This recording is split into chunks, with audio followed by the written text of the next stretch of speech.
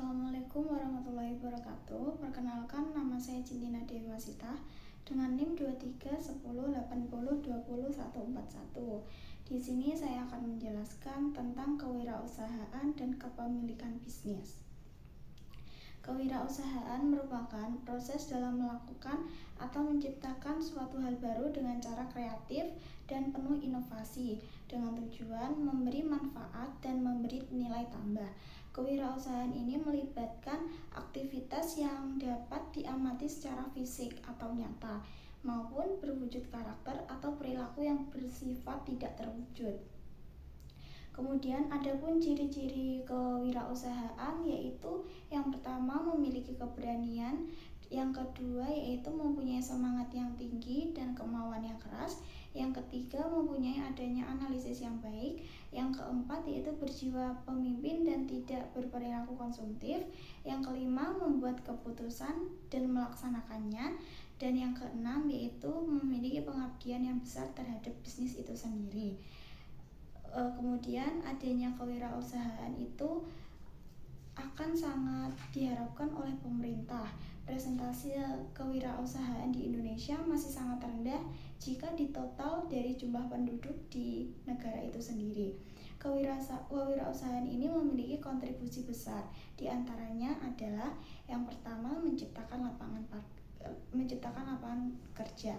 Dengan adanya lapangan kerja baru akan mampu memberikan rangsangan pada berbagai aspek, di antaranya mampu menyerahkan tenaga kerja, menurunkan jumlah pengangguran. Selain itu, daerah sekitar akan tumbuh sehingga akan meningkatkan perekonomian masyarakat.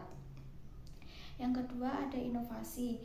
Adanya industri baru yang menuntut kreativitas dan inovasi dari pemilik usaha dan karyawan yang terlibat di dalamnya. Yang ketiga ada kontribusi bagi bisnis besar, yaitu mampu menyokong bahan baku bagi industri besar. Kemudian juga kepemilikan dalam bisnis.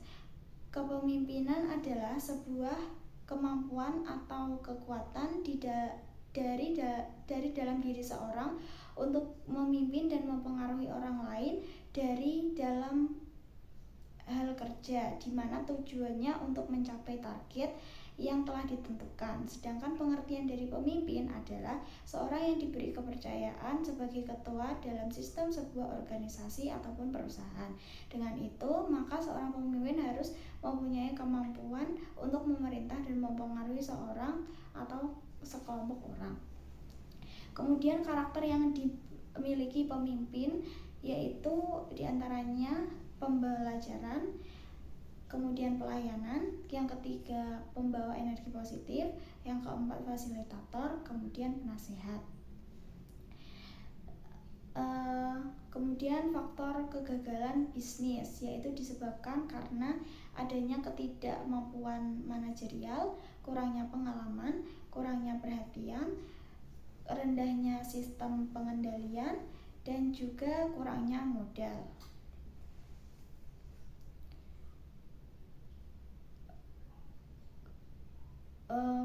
Faktor keberhasilan bisnis yang pertama yaitu adanya kerja keras, dorongan dan dedikasi, permintaan pasar, kemampuan manajerial, dan juga yang terakhir yaitu keberuntungan.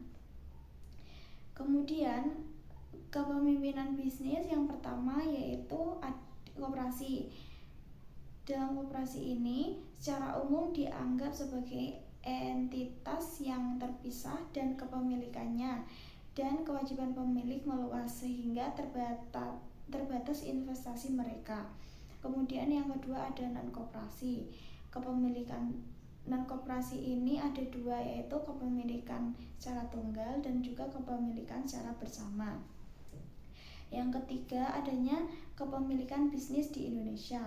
Itu mencakup beberapa hal. Yang pertama yaitu usaha perseorangan, kemudian perusahaan bukan merupakan badan hukum, dan yang ketiga badan usaha dibentuk menjadi badan hukum.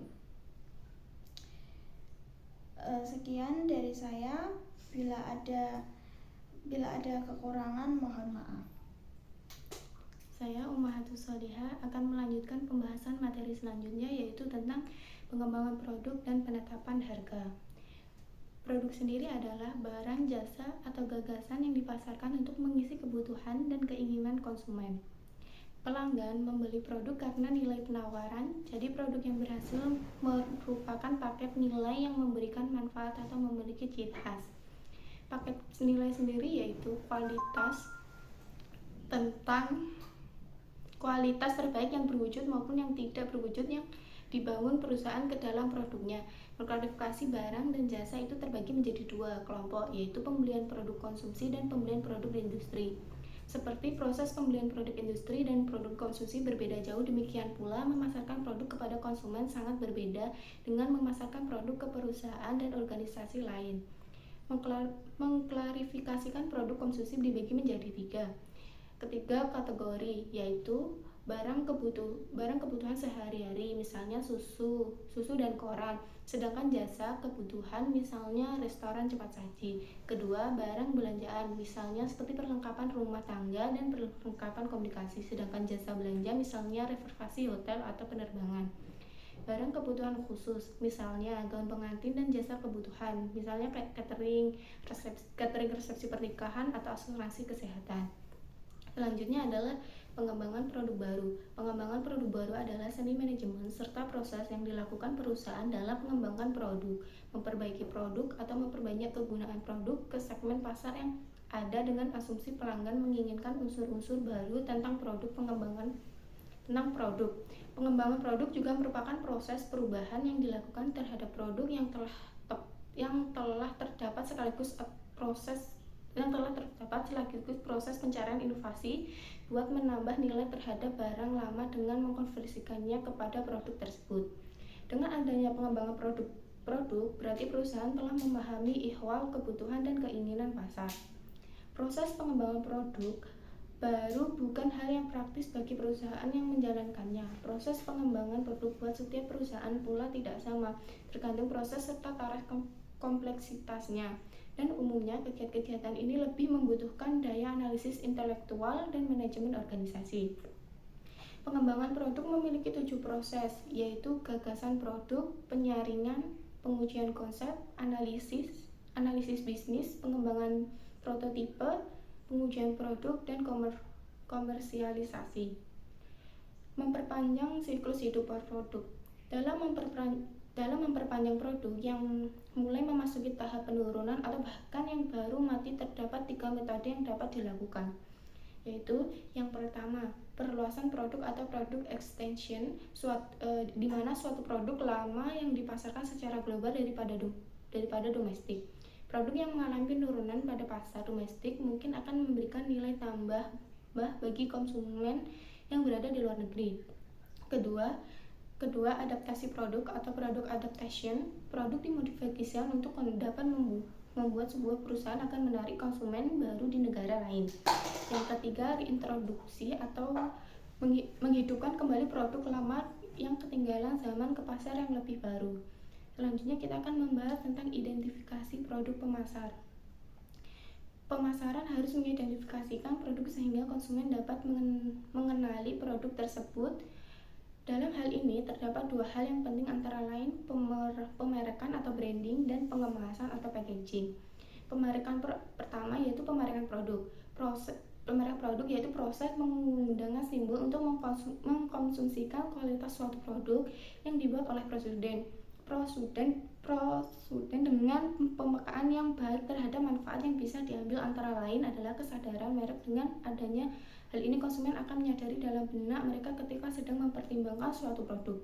Penempatan produk maksudnya adalah seorang produsen harus dapat mengetahui taktik dalam promosi pemaparan produk. Kedua, yaitu pengemasan produk. Pengemasan produk merupakan wadah fisik yang memuat produk yang akan dijual, diiklankan atau dilindungi. Suatu kemasan berfungsi sebagai iklan di dalam toko yang membuat produk tersebut menarik, dapat memamerkan nama merek, dan terdapat fitur dan manfaat. Selanjutnya adalah kita akan membahas jenis-jenis merek. Pertama yaitu merek nasional. Merek nasional, merek yang digunakan perusahaan untuk memproduksi barang atau jasa, contohnya kayak Indomie. Kedua, merek lisensi, produk bermerek yang hak patennya namanya telah diberikan penjual dari organisasi.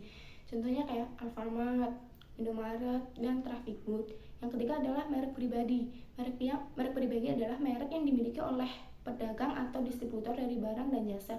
Contohnya kayak Sajodo Snack, At Sambal, dan Barito. Selanjutnya kita akan membahas tentang penetapan harga. Harga adalah jumlah yang harus dibayarkan konsumen dan berapa yang harus diterima penjual dalam kesepakatan jual beli.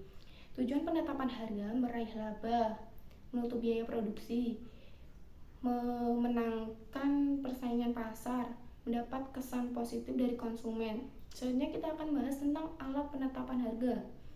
Untuk mengukur potensi dampak sebelum menetapkan harga akhir, manajer menggunakan dua alat utama, yaitu yang pertama, penetapan harga berorientasi biaya, yaitu memperlihatkan keinginan perusahaan untuk menutup biaya operasional dan mencetak laba. Kedua, analisis titik impas.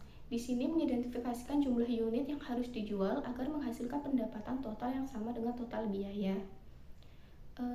Sekian dari kami. Apabila ada kesalahan kata, mohon maaf. Wassalamualaikum warahmatullahi wabarakatuh.